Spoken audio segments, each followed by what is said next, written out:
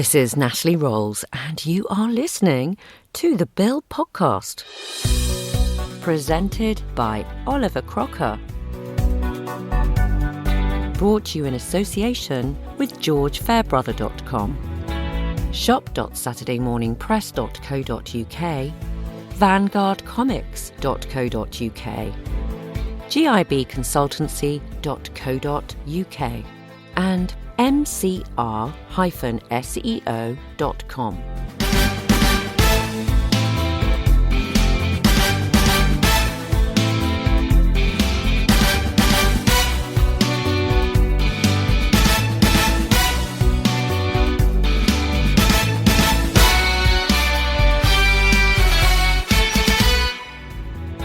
Hello and welcome to this very special edition of the Bill Podcast.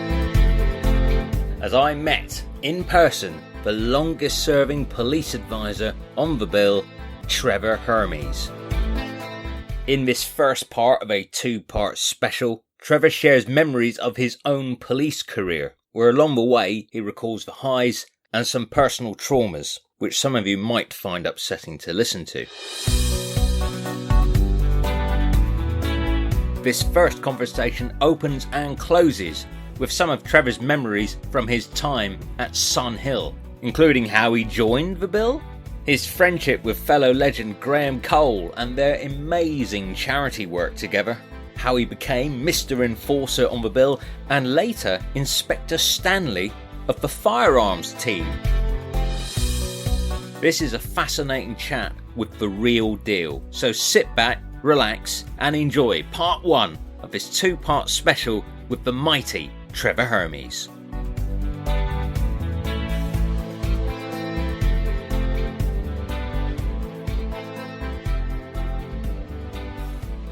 It all started back in 1984 and we were told to keep away from the TV. There's TV down the road, don't go down there. So I was out doing what we call Chief Superintendent's inquiries and we said, come on, let's go down there. So we went straight down there, met all the cast, had a nice chat with them, and then Eric Richards said, you're a sergeant? I went, yeah. He said, not in uniform. I said, no, I have got a uniform. I don't often put it on.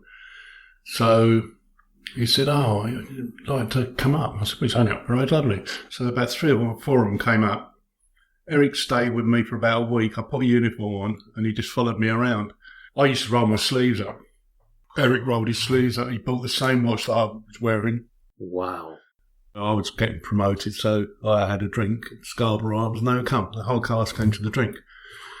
So moving on, Wilf Knight was the first advisor. Rest in peace, Wilf. He was superintendent, also a builder.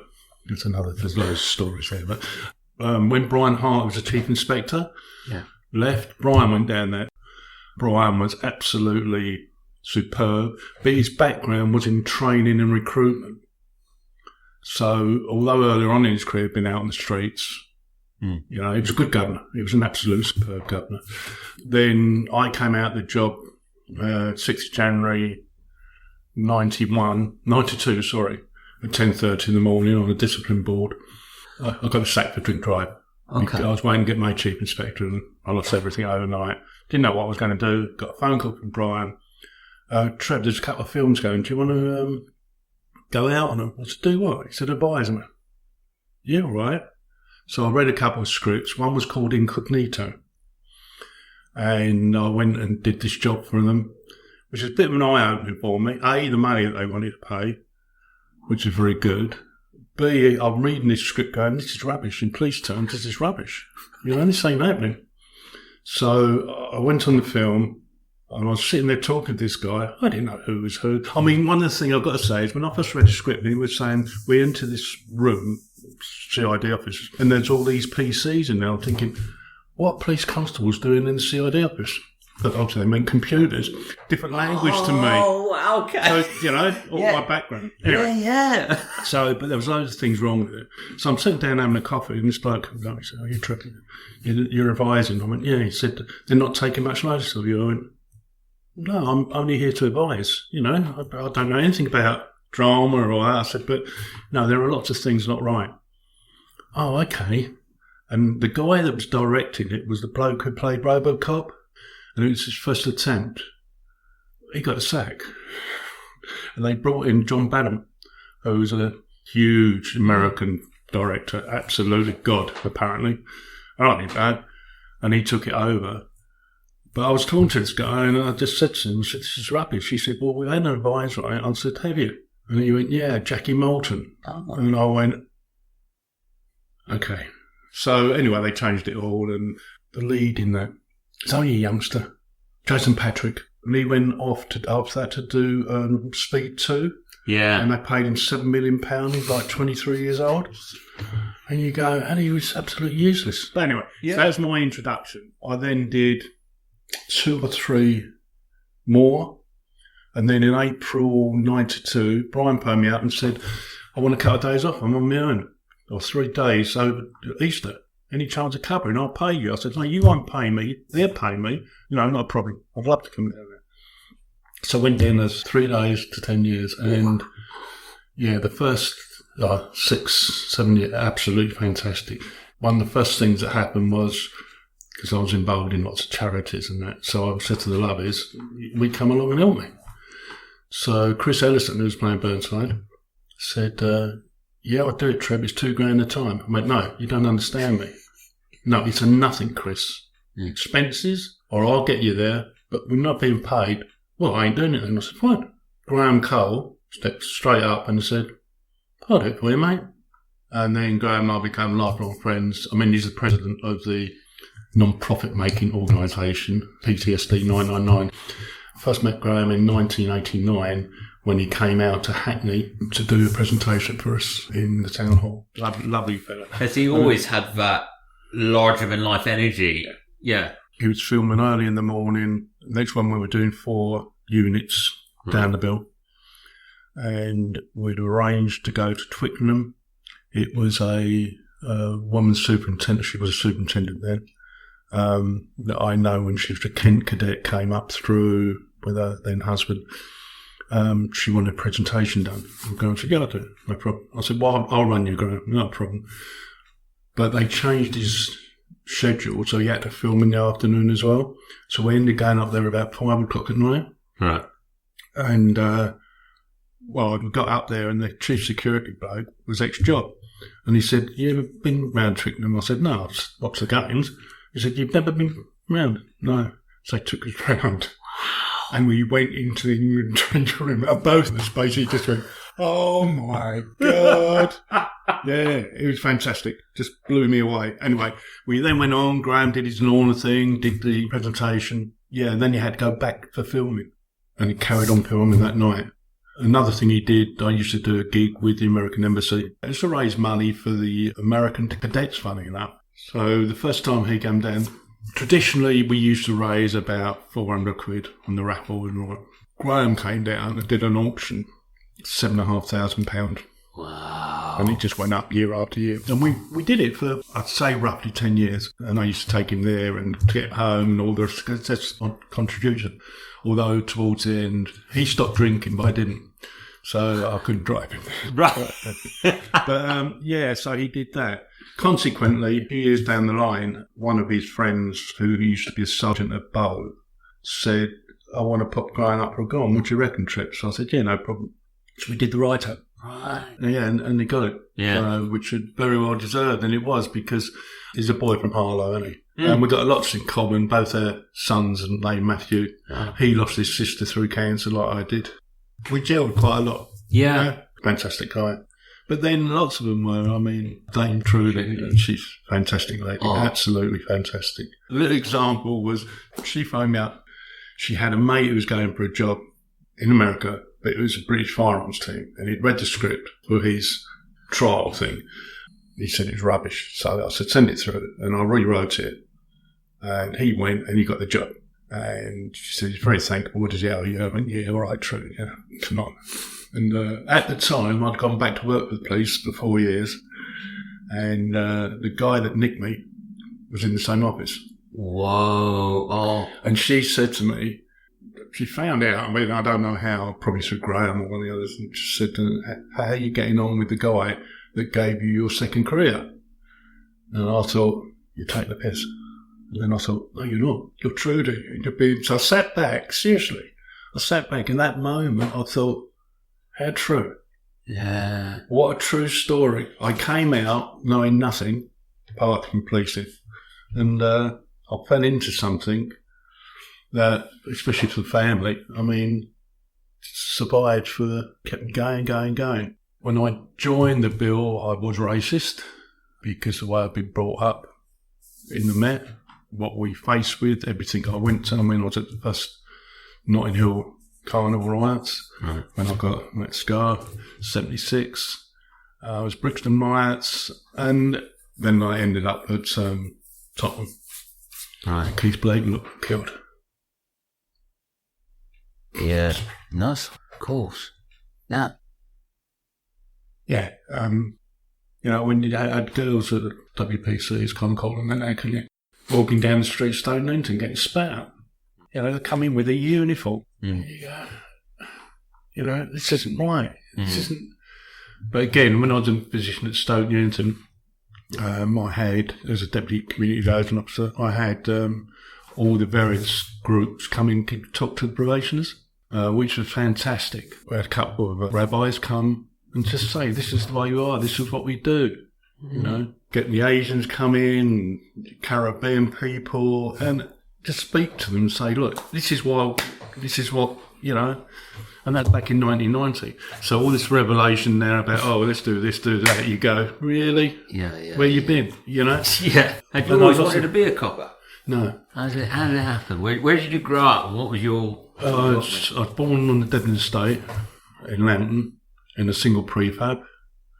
Lived there till I was 2. Then we got posh and moved to a double prefab on the council estate. My dad was a police officer. Did 29 and a half years because of his war service. Ended up stayed at PC. He was coroner's officer for 8 years at the end. I was into judo in a big time in my early years and a bit later on. And I went to Chigwell to school. Well, bearing in mind there's 3 of us at the estate. We're at Chigwell, it's like, really? That was different. But I formed a judo class there with the physical training guy. I was doing really well, getting accolades. Obviously, parents loved it. And then on an occasion in 67, when I was 16, I smoked in those days. At the age of 15, my dad let me smoke. So I was smoking, apparently in school uniform, on a train, going home. I was seen by the headmaster's daughter. I was in a French class, and I got called out to see the headmaster. It was a tiny little job. And he said, you let the school down yesterday, you were seen smoking in uniform. I said, where? He said, well, on the train. I said, who saw me? He said, well, it's irrelevant. I said, no, your dog was the only one that... So she told you I had breakfast, is that it? And then he said, well, I'm going to cane you, because I was like, really? I don't think you are. No. And he said, well, you've caused enough trouble in this school. We've only kept you here because of the judo. I don't want you in my school anymore. I said, fine, I don't want to be here anymore. And I walked out. Wow. And as I was walking up the drive, the careers master, Mr. Brown, called out, Hermes, yes, sir. Whatever you do, get into computers. Get into computers. And I'm thinking, what's a computer? I mean, this is 1967. Yeah. Okay, Yeah. I ain't got a clue. Anyway, so cut it all short. I went home. My mum was gutted because she was a snob and she wanted me to be... I wanted to go in the army. Sanders, all that rubbish. Because my dad had been in the army. And what, obviously, loads of all my dad said to me is, it was a Tuesday. And he said to me, you'll be working by next Monday, boy. All right, Dad. And I was working by Thursday. Wow. Become a grease monkey and worked on the petrol pumps at the station. On that note, I actually got vetted by my wife because she was working down the Bank of England. I knew her older sister. Anyway, she'd done a walk past to see if she approved. And because I was teaching judo with now my brother-in-law, so my wife Jan came along to the class. So how long have you guys been together? I've been married 53. That's amazing, Trevor. Yeah. That's awesome. We've got 5 grandkids, or 8 in total, because we've got 3 step grandkids. And a great-grandson who's just a year old. And that granddaughter graduated on Tuesday with a first in teaching. Oh, A baby, a first, and she's got another one on the way. that's Phenomenal. No. And her sister, who graduates on Tuesday, has got a 2-1 in law. Brilliant. And she's already working at the temple. So, yeah, that's the first two in the family to have that. Yeah, sorry. So, right. So much as I'm on a roll. Brilliant. Sorry. You've nothing to apologise. I'm having a wonderful time. And, I then thought, I don't know what I'm going to do. Do I want to do this all my life? No, I don't really. And I saw an advert for the police cadets. And reading it, it was run along the lines of the junior leaders for the army. Because Colonel Croft was running the cadets. So I thought, that looks good. I'll go for that. So I went up to the interview. There were 32 of us went up. At the end of the day, there's 2 of us just sitting there. And it's between the 2 of us. And I got it. And I thought, well, I better come to my dad this. I went home and he went, you prat. I went, no, I'm going to do it. Good for you then. Okay, yeah, we're behind you. And I'll tell you what, they used to say then it was to bring on senior officers. So one time, all bar 2 in the Met were at cadets. The system actually worked.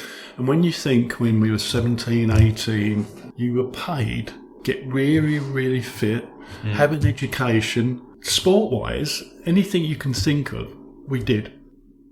You know, from sea canoeing, abseiling, and I'm scared of heights.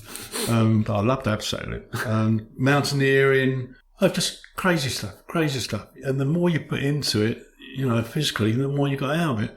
Down at Ashford, bear in mind, I'm with Jan, all the boys used to go out. I used to spend all my time in the gym. It was great. And I had a bad injury to my shoulder. Oh, yeah, PTI. I had a shoulder, so.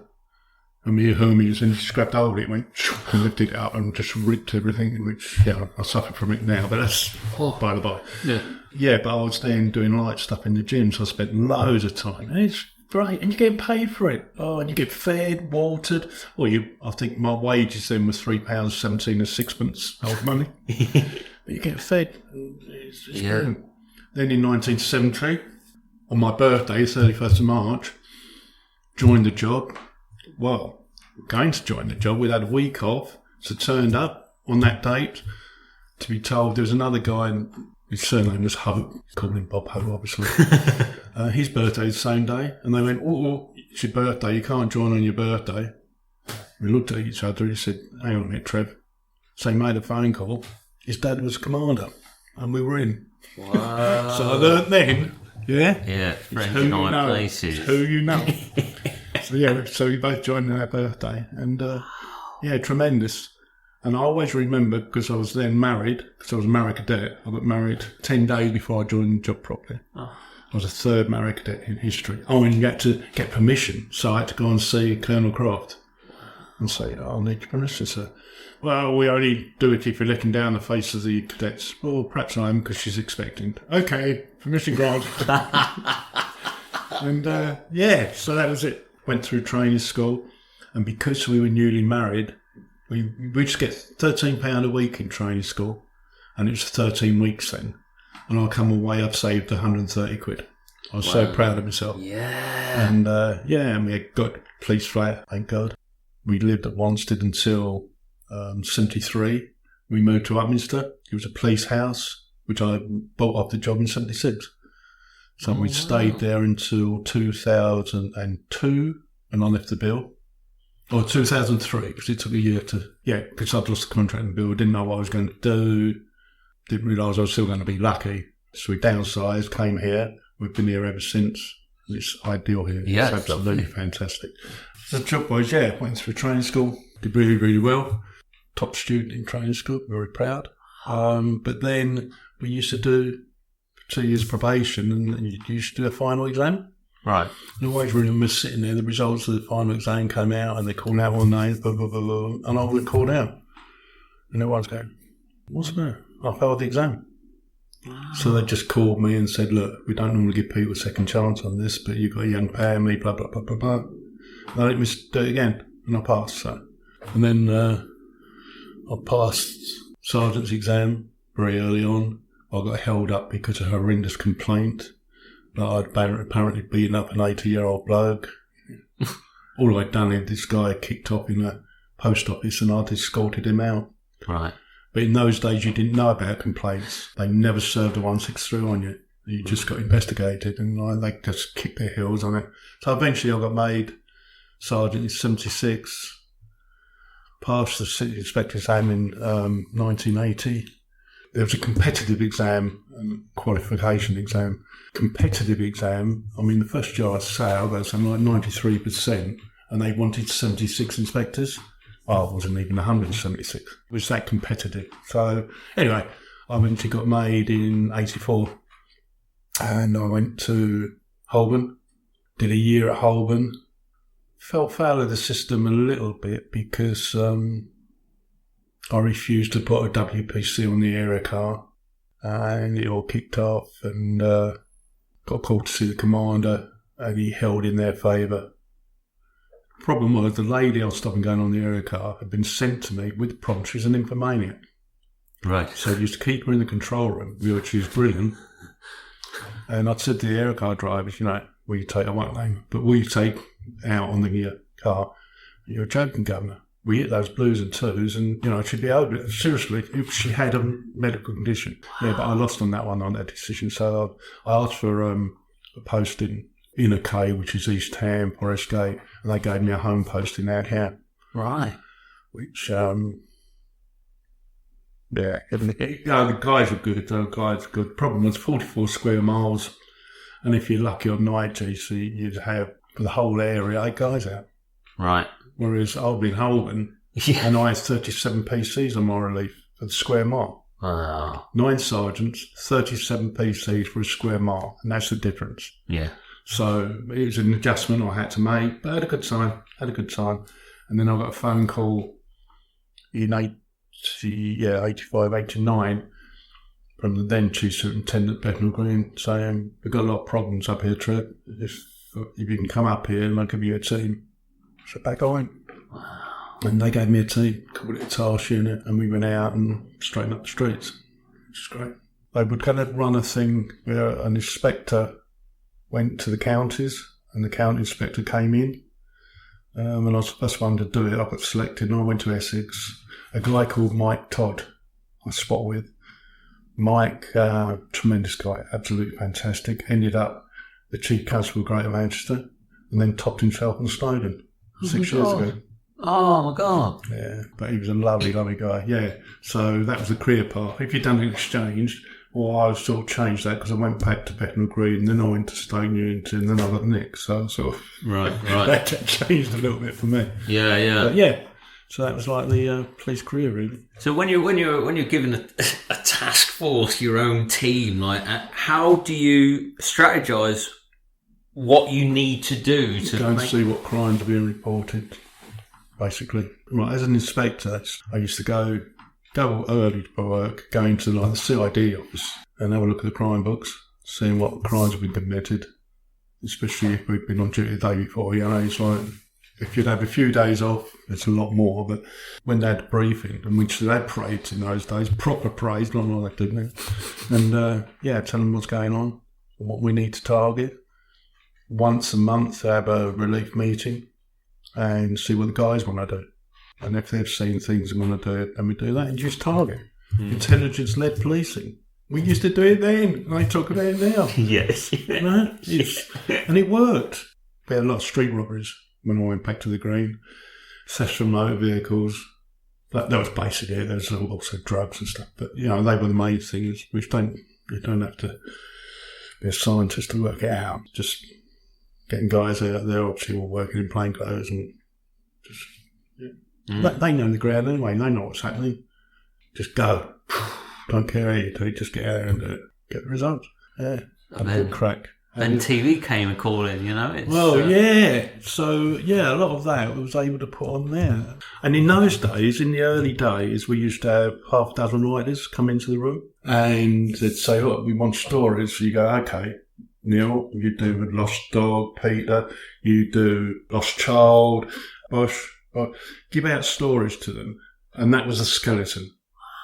And they, as writers, good at their craft, went out, probably do a little bit of research if they hadn't done it before, and they made an episode of the bill. And that was from a little nugget you gave them. Yeah. And obviously they're on the phone all the time. What about this? What about that? No, you can't do this, do that. And it was quite important in those days because Michael Chapman, who was the exec producer, on a Wednesday when we went to script meetings, you'd go into his office, we'd have the meeting with all his editors and that, and obviously they're trying to push their writers, and they'd say, Trevor, Brian, what do you think? No, it never happened, Michael. Okay, move on, that's gone. Right. So it's important that they talk to us at an early stage. Yeah. Because we would then say, yes, it can happen. Mm. And the other thing that was a great help, I mean, in my wall, I had all these calling cards and people couldn't believe it. But because of the way I come out of the job, it was unusual, especially at that rank, and people knew it was an example to others, so people had sympathy for me. So I could bring up any department. We've got this script, not sure what's happening about it. Can we talk to someone for you? Or we read the script for you. So every single department, whatever it was about, it wasn't me, it wasn't Brian, it was the people doing the job. And that was fantastic. It was like the help was just phenomenal. Oh, because when Jackie Moulton came down to the studio, she said, you've got contacts here. My contacts. I don't need people going in and being forceful. And they were just willing to help. An example of that was about, I think it might have been probably 93, the writer they put the door in with the enforcer. The director on that one was the guy who used to play Maitland, Sergeant Maitland. Oh, Sam Miller. Yeah. Yeah. She said, Trev, this enforcer, do you know about it? Of course I do. Can you use it? Of course I can. Do you want to do it?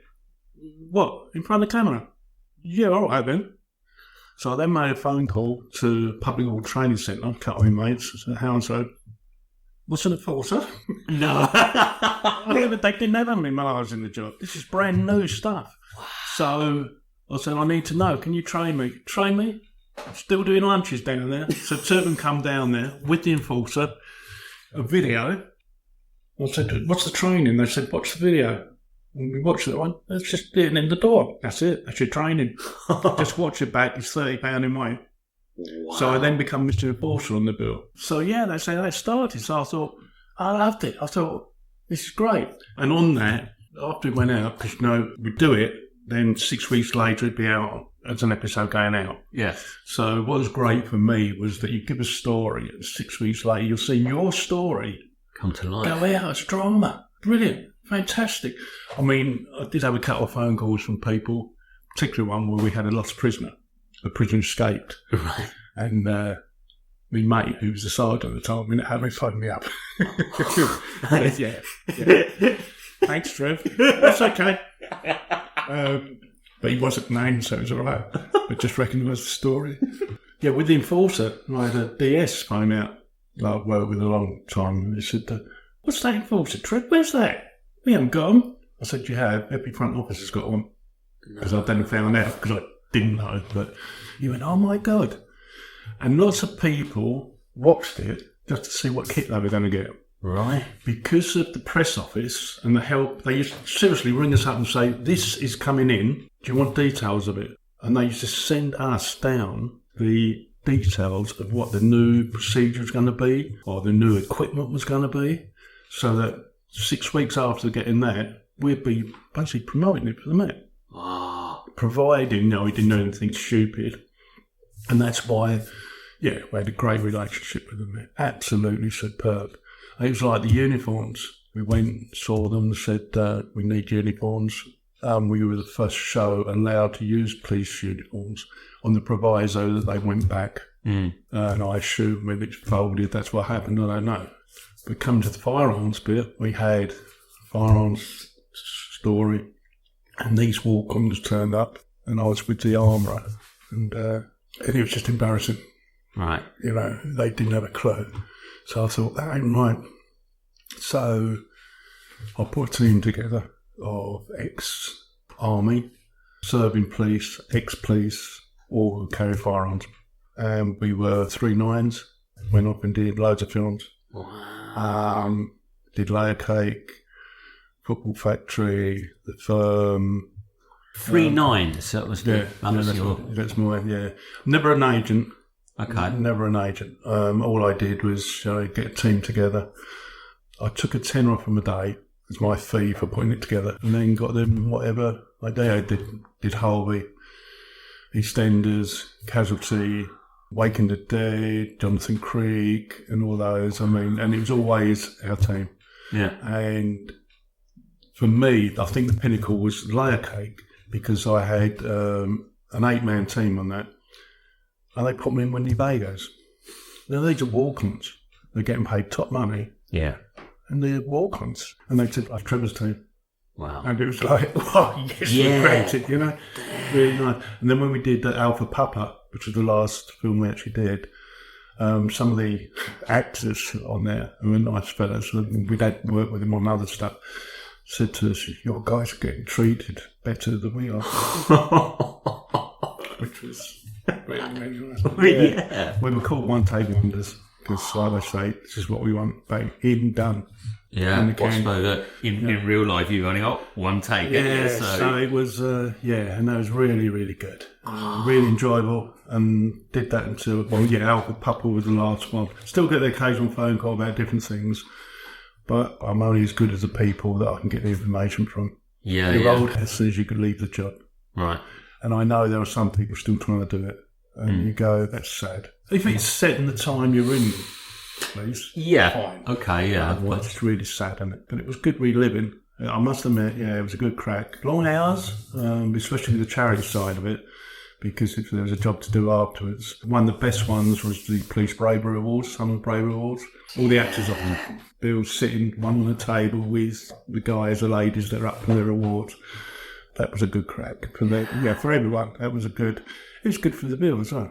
Do you think the Bill was a positive recruitment drive for them there? Definitely. You had lots of people that were in the job. If you spoke to them, say, no, I don't watch that. But I saw it. My wife was ironing the other day and she had it on in the background, and I just caught a little bit of it. Yeah. They didn't like committing because it was like a soft thing. And I still believe, people were shouting down on the sun, it would still be going there had they kept to the format of policing, leave the private lives out of it, because it's like London's burning, isn't it? Yeah. When it went to toast burning because they went in their private lives. It's the same thing. People are interested in. It would be harder now because of documentaries, but people know it's drama. Solve a crime in half an hour. Best clear-up rate in the Met, isn't it? Yeah. Hill, it's like incredible. Absolutely. But people know that, so if you kept that and all the changes are going on and on and on, it's a story a day, isn't it? Absolutely. Different changes, and it could have gone on, I think, on and on. Just get the private lights out of it.